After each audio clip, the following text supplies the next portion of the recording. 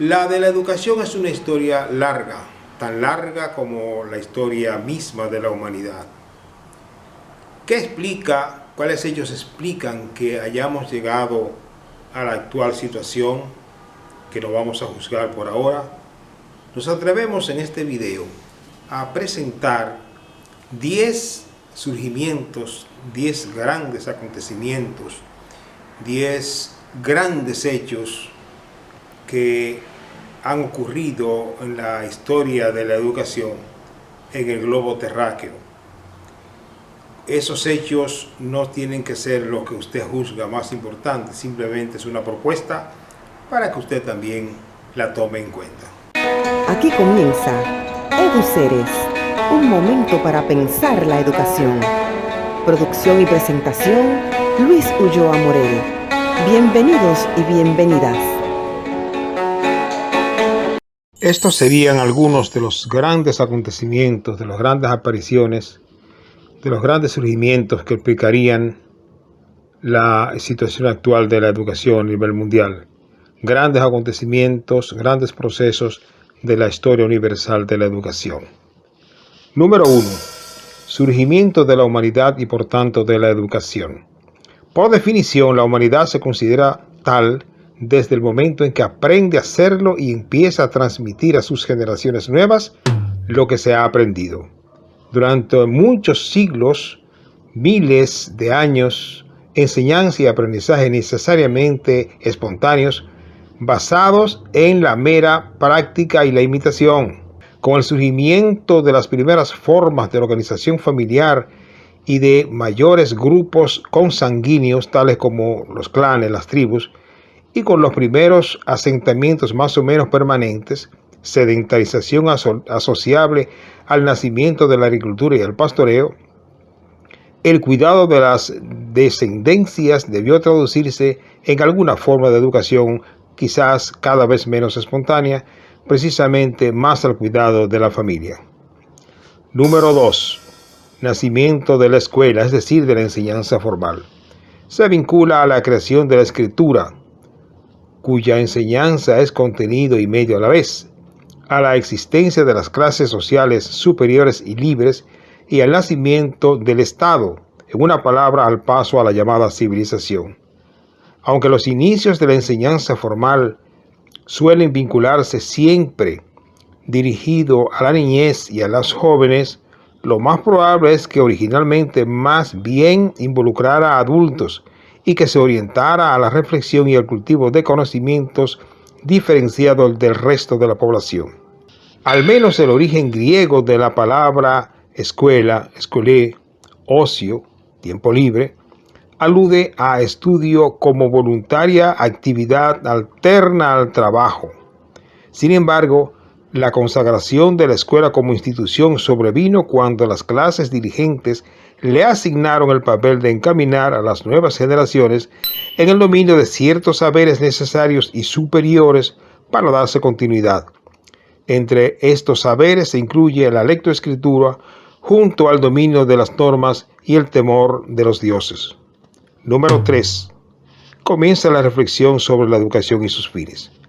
La filosofía misma, como forma de saber, solo llegaría a tomar cuerpo propio con la superación de su etapa estrictamente cosmogónica y naturalista y su paso a la preocupación por lo humano y por tanto por la educación. En Occidente, este giro humanista suele vincularse al pensamiento socrático.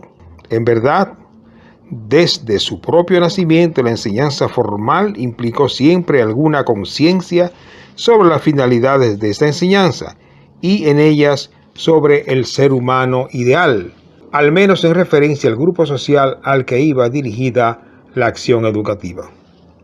Número 4. Nacen las universidades. Los primeros modelos de lo que luego en Occidente se llamará universidad surgieron en Oriente, entre ellos en Al-Azhar, Egipto, en Nankín, China y en Bagdad. En Europa, las universidades nacen a partir del siglo XI.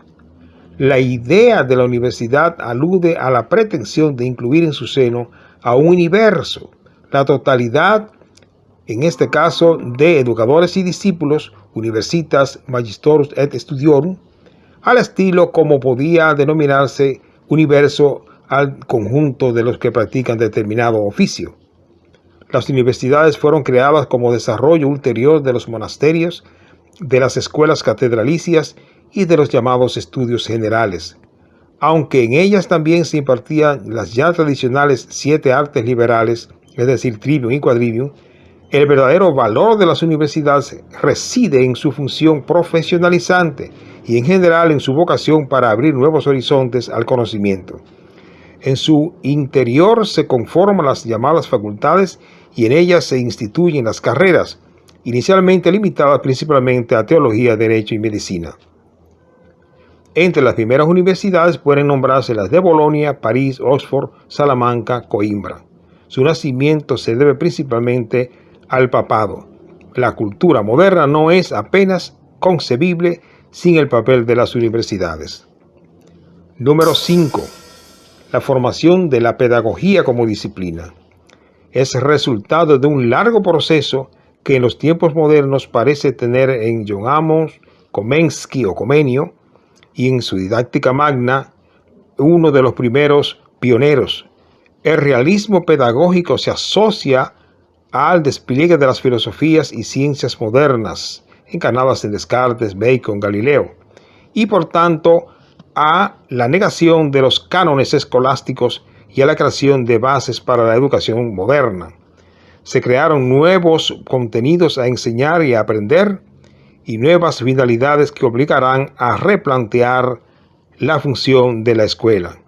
El afianzamiento y expansión del capitalismo, favorecidos por el llamado descubrimiento y la conquista de América por parte de Europa y la reinstalación de la esclavitud, la creación de la imprenta de Gutenberg, la reforma protestante, entre otros hechos, crearon nuevas demandas educativas, tanto de contenido como en sus capacidades, es decir, en sus eficiencias.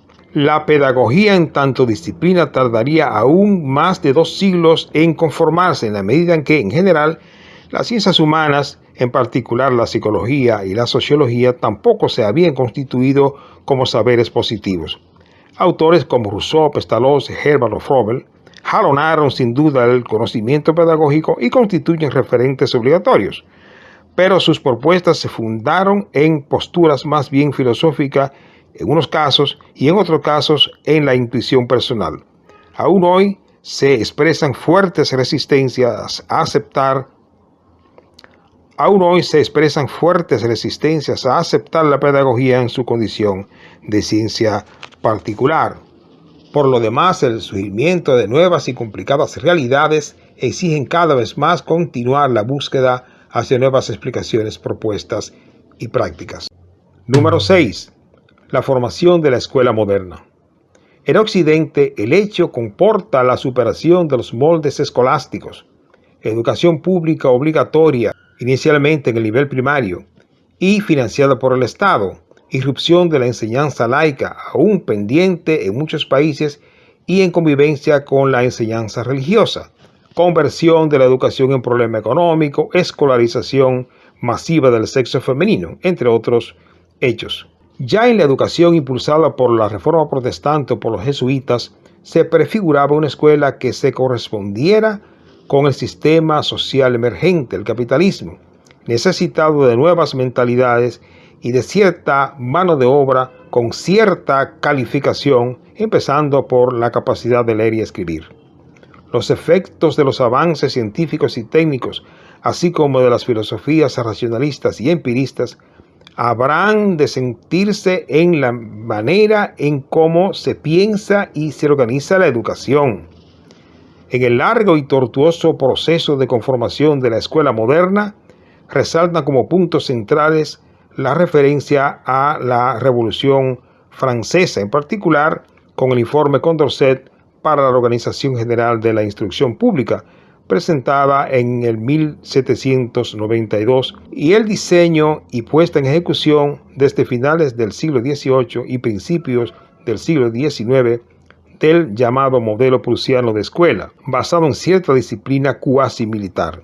Ha sido de hecho este modelo el que ha prevalecido con sus readecuaciones en la mayoría de los países. Número 7. Incorporación plena del sexo femenino a la enseñanza formal. El hecho hace parte de la formación de la escuela moderna, pero merece ser resaltado en especial dado su poderoso significado. Como era lógico, la tradicional marginación, negación de derechos y subvaloración de la mujer, considerada biológica y mentalmente un ser inferior, incompleto, apto solo para servir al varón, para la reproducción de la especie y para los servicios hogareños, en la mayoría de las culturas civilizadas debió expresarse en la exclusión del sexo femenino de cualquier mecanismo que pudiera potenciar sus capacidades. En la Edad Media europea, solo ocasionalmente se enseñaba a las mujeres a leer y a escribir. Los propios autores de la Ilustración, Rousseau, Locke, Kant, si bien concibieron la escolarización del sexo femenino, lo hicieron siempre bajo el supuesto de que debía tratarse de una educación diferenciada, limitada respecto de la del varón. Aunque hubo casos de mujeres en las universidades iniciales, por ejemplo, todavía en el siglo XIX e inicio del siglo XX, las facultades universitarias eran más bien cosas de hombres y muy minoritariamente de mujeres. En general, la escolaridad femenina masiva y reconocida como prerrogativa esencial no existió hasta bien entrado el siglo XX. Tardó mucho tiempo antes de la generalización de la llamada educación mixta. Número 8. La educación convertida en asunto de interés económico. Ningún sistema social anterior al capitalismo hizo de la enseñanza formal un problema esencialmente orientado a la preparación para el trabajo productivo o para los negocios. La razón es que el enriquecimiento y el consumo de las clases superiores apenas requerían incrementar la producción del trabajo en base al desarrollo de las capacidades de las clases trabajadoras. Bastaría consumar tierras, esclavos o siervos. Las escuelas antiguas, limitadas a las clases llamadas libres, afianzaban las diferencias sociales por la vía de un mayor cultivo del intelecto y, en ciertos casos, preparando a los jóvenes para la actividad política y, en el caso de Roma, para el ejercicio del derecho. La educación medieval orientada a la obediencia a Dios y a la Iglesia apenas en las incipientes universidades llegó a formar en profesionales liberales, en ningún caso más allá del derecho o de la medicina. La modernidad de los siglos XVI, XVII y parte del XVIII, correspondiente al capitalismo preindustrial, tampoco trajo consigo de manera inmediata una preocupación ni mucho menos una práctica escolar dirigida a la formación para la producción y el comercio. Esto no significa que la enseñanza formal no haya tenido desde siempre e inevitablemente efectos en la vida económica, solo que una incidencia escasa, indirecta y sin que haya formado parte del propósito. Es obvio, por otro lado, que en todas las épocas hayan existido enseñanzas dirigidas a la preparación para ciertos oficios. Los talleres con sus maestros y aprendices tipifican este hecho universal. El paso de la enseñanza formal a su orientación hacia la vida económica es un hecho asociable a la revolución industrial, a la revolución francesa como epicentro de la revolución política europea y al surgimiento del modelo escolar prusiano. Esta reorientación no equivale al surgimiento de las escuelas laborales y técnicas, aunque lo incluye. Se trató sobre todo de pensar la escuela, ante todo la enseñanza de lectura y escritura, como formadora de mano de obra apta para la nueva economía. Las universidades modernas, por definición, formadoras en oficios, más los institutos y escuelas laborales, naturalmente, llevarán la vanguardia en la especialización del trabajo. Hoy apenas puede concebirse sistema educativo de país alguno que no contemple como parte de sus estrategias el desarrollo de capacidades para el mundo productivo y la economía en general. Número 9. El giro pedagógico. La centralidad de los y las discentes. El naturalismo pedagógico de Rousseau y la pedagogía de Pestalozzi pueden señalarse como sólidos precursores de lo que en el siglo XIX se fue configurando como nuevas perspectivas en la relación entre educador y educando, entre enseñanza y aprendizaje. Con Froebel y más adelante con Montessori, o De Crowley, o Ellen Key, o Clapperton, Cousin, Ferrier y más tarde con Freinet o Dewey y el propio Freire, se producirá un giro hacia lo que se ha denominado escuela nueva, activa o progresiva. La denominación cambia de país a país.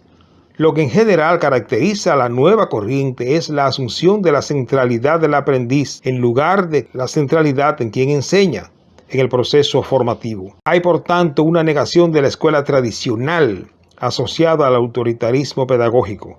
Las propuestas de la escuela nueva o activa se originaron a propósito de la educación de infantes. La inclinación natural de estos al aprendizaje se asume como el elemento clave para su descubrimiento del mundo y de la cultura. Como decía Montessori, seguir al niño.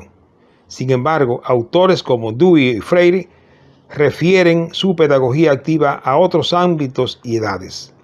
Las diferentes versiones de la escuela nueva han sido naturalmente resistidas teóricamente, pero sobre todo en la práctica docente. Ha sido inevitable cierta tensión entre, por un lado, la autoridad y el autoritarismo provenientes del Estado y sus instituciones, así como de otros poderes, y por el otro, las ideas y prácticas democráticas que supone la ayuda a potenciar una educación basada en la libertad del educando.